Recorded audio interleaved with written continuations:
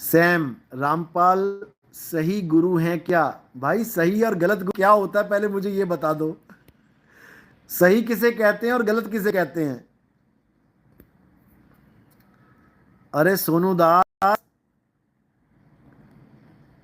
तुम्हें सब समझा देंगे, तुम मैसेज करो बेटा। अभी 18 साल उम्र है और 18,000 क्वेश्चन लाद के घूम रहा है सिर पे। 9256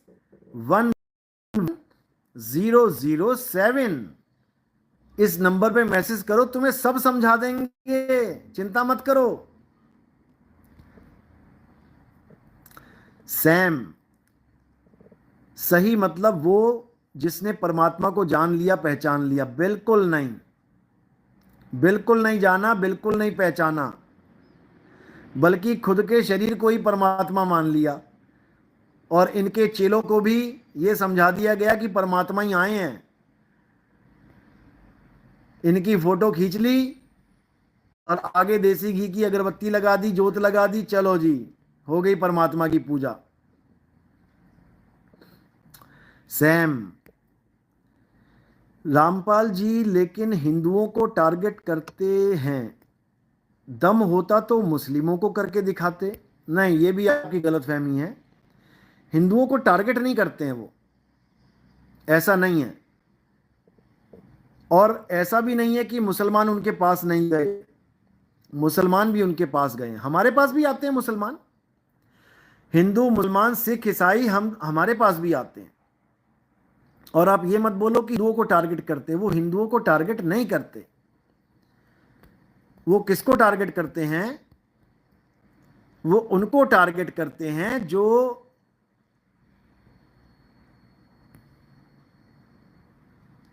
अब फिर वही बात आ जाएगी, आपको लगेगा ये हिंदुओं की बात कर रहा है। ये उनको टारगेट करते हैं जो हमारे सदग्रंथों को, जैसे पुराण हैं, गीता हैं, उनको नहीं जानते हुए पूजा पाठ कर रहे हैं। ये उनको टारगेट करते हैं। सैम, मतलब आप कह रहे हैं कि Rampal ji is not right. बिल्कुल सही कह रहा हूं मैं। रामपाल जी का ज्ञान is not right. Rampal ji right हैं या रॉन्ग हैं, उनका जो पर्सनल मैटर है वो हमारा मैटर नहीं है। वो पर्सनली राइट हैं या रॉन्ग है ये मालिक जानता है और हर कर्म का फल देता है। हाँ, उनका ज्ञान राइट नहीं है, इसमें कोई शक नहीं है। सैम, गुरुजी रामपाल जी ने मोहम्मद साहब को गॉड का मैसेंजर कहा, लेकिन मोहम्मद देखो, फिर समझ लो, बहुत सी स्टोरीज हमारे ग्रंथों में भी हैं जहां पर बहुत से लोग रंगीन मिजाज हैं, रंगीन मिजाज। और रंगीन भी क्या बोलूं, महाभ्रष्ट। बहुत सी ऐसी स्टोरीज हैं। इंद्र ले लो, राजा इंद्र अपनी अप्सराओं को छोड़कर गौतम ऋषि की पत्नी के पास क्या करने आया? वो देवताओं का राजा। जब देवताओं का राजा ये काम कर रहा है तो जो उसके अधीन देवता हैं वो क्या क्या करते होंगे? कृष्ण जी को रामपाल जी ने चिल्लर बता दिया? ये कब बता दिया भाई? ऐसा नहीं है, उन्होंने ऐसा कुछ नहीं कहा। उन्होंने गीता का ज्ञान उतना समझाया जितना उनको समझ में आया। ऐसा बिल्कुल नहीं है सैम। गीता का ज्ञान रामपाल जी ने उतना खोला जितना उनके समझ में आया।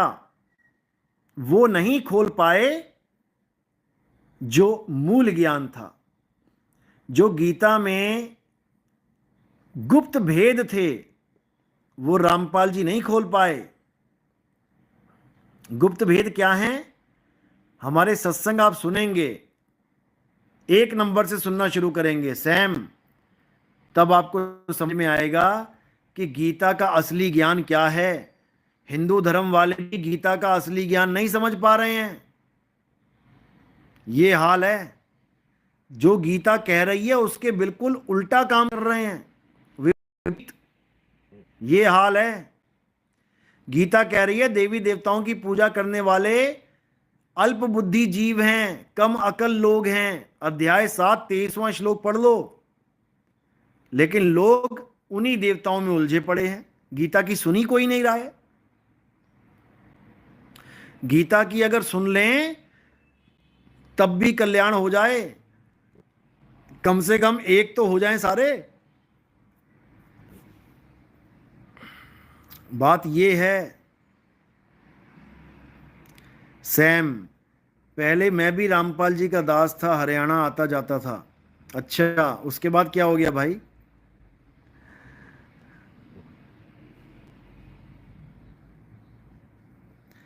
गुरुजी आपके हिसाब से काल जैसी कोई चीज है क्या? अरे बिल्कुल है भाई। अगर काल ही नहीं होता तो यहां पर कबीर साहब को आने की जरूरत ही ना होती। साहिब समझा रहे हैं, बचना चाहो काल जाल से तो चीनो शब्द हमारा, और कहें कबीर अमर कर राखूं जो निज होए हमारा। काल जाल से बचना चाहते हो तो सत्य ज्ञान को समझ लो। सत्य ज्ञान है क्या, नहीं तो काल जाल से कोई नहीं बच सकता, इतना समझ लो। तो काल क्या है पहले समझना पड़ेगा। काल का कोई कहे और काल ना चीने कोई, जितनी मन की कल्पना ये काल कहा वै सोए। पहले तो ये समझ लो, जितनी मन की कल्पना ये काल कहा वै सोए। पहली बात तो ये है कि ये मन ही काल है, ये है निराकार काल। और साकार काल क्या है? जितने भी शरीर हैं इस दुनिया में वो सब काल ही हैं। देव निरंजन सकल शरीरा, तामे भ्रम भ्रम रहल कबीरा।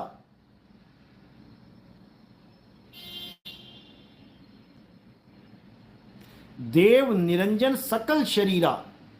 देव निरंजन कौन है?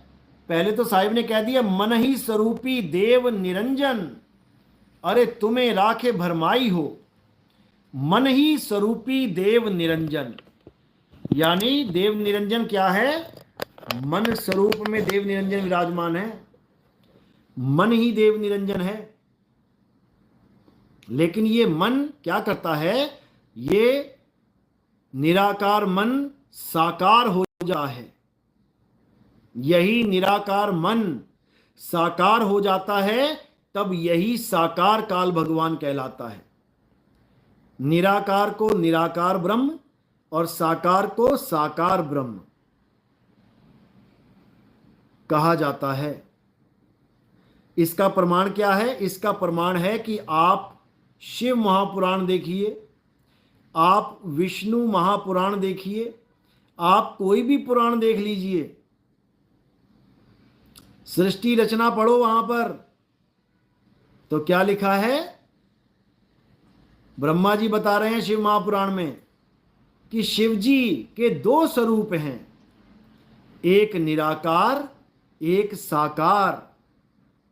ये साकार स्वरूप निराकार ही धारण करते हैं, ये सरगुण स्वरूप निर्गुण ब्रह्म ही धारण करते हैं। समझे? यानी एक सिक्के के दो पहलू हैं, हेड और टेल। कभी हेड कभी टेल, कभी हेड कभी टेल, लेकिन सिक्का एक ही है। तो कभी सरगुण कभी निर्गुण, कभी सरगुण कभी निर्गुण, लेकिन दोनों एक ही है। कभी बर्फ कभी पानी, कभी बर्फ कभी पानी, लेकिन दोनों एक ही हैं। अच्छे से समझ लो इसको, बार बार नहीं मिलेगा समझाने वाला, कोई लठ पड़वाने वाला मिल जाएगा। जाओ 4 बार लगे आओ जेल के बाहर। ऐसा नहीं है यहां लठ नहीं पड़ेंगे, यहां भी पड़ेंगे। अगर राजनीति करी ना मेरे पंथ में तो खूब लठ पड़ेंगे। कहीं जाने की जरूरत नहीं है, घर में ही पड़ेंगे अच्छे से।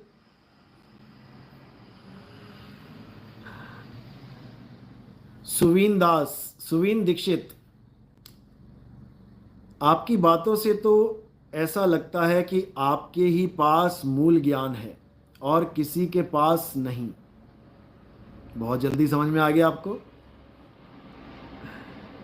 आपके हिसाब से कौन कौन का ज्ञान राइट है, किस किस का ज्ञान राइट है? पृथ्वी पर कौन कौन के पास नहीं, किस किस के पास मूल ज्ञान है?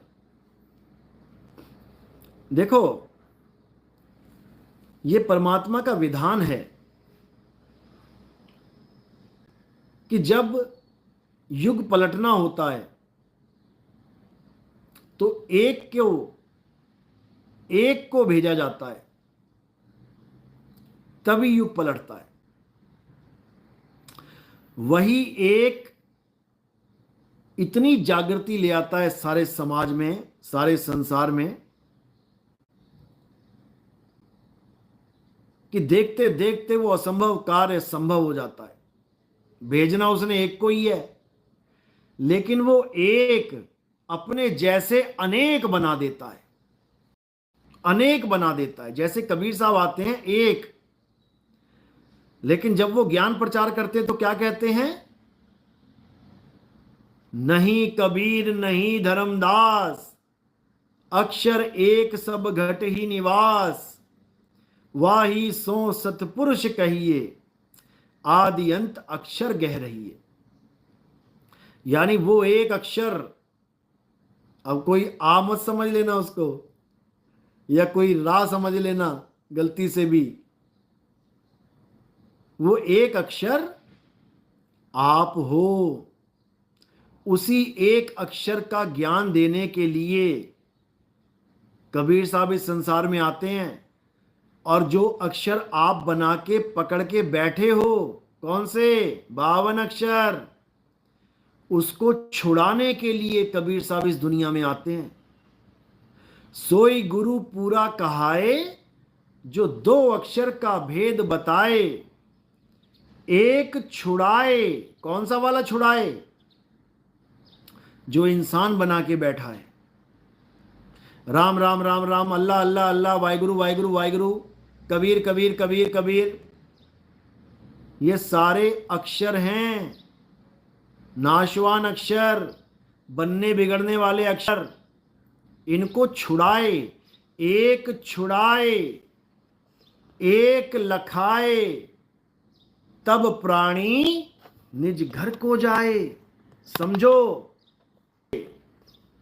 तब प्राणी निज घर को जाए, तब बात बनेगी, नहीं तो नहीं बनेगी। लेकिन लोगों को नहीं समझ में आता है। लोगों को केवल अपने बनाए अक्षरों से प्रेम है और कुछ नहीं कर सकते वो लोग।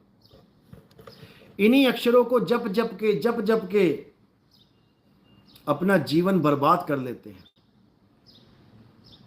लेकिन जो सतगुरु होता है वो क्या करता है? एक छुड़ाए, सारे अक्षरों को छुड़वा देता है। एक लखाए, उस आदि अक्षर को लखा देता है, उस सत्य नाम को लखा देता है, उस राम को लखा देता है। तब प्राणी निज घर को जाए, तब ये प्राणी अपने निज घर को पहुंच जाता है। राम कबीर